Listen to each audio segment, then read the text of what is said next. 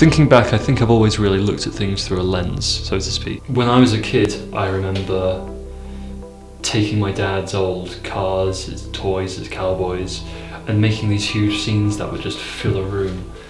And if I didn't have toys, I'd go to the shed and I'd get his pliers and his wrenches because they had teeth that looked like dinosaur teeth. So from there I got into painting, I got into war games, I got into reading, so much reading. I got into writing and songwriting especially. And eventually I found my way to an English degree. I was and always have been a daydreamer, but I don't regret that.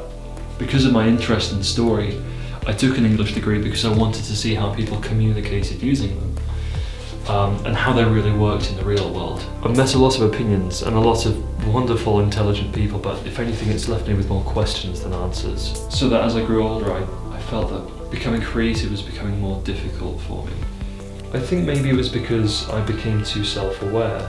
I began to feel, weirdly, as though I didn't have any kind of personal story to tell, or that my life wasn't particularly exceptional, so that people wouldn't really want to listen to my stories.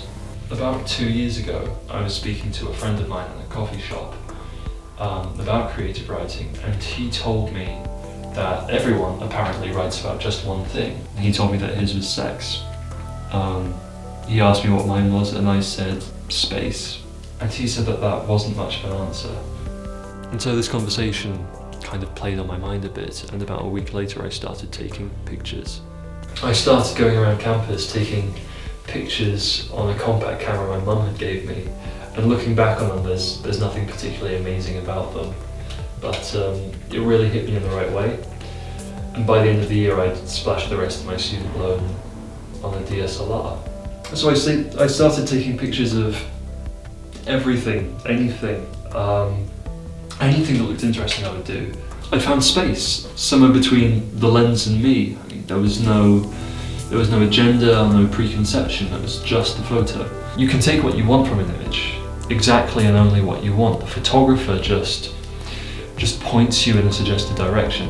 And so I found my focus again, and I realized that memory, family, my heritage, or just being a young man in the 21st century, all these things that I cared about, I could discuss again. The funny thing is, I've never really wanted to be a photographer. I like movement too much. Sound, big screens, community.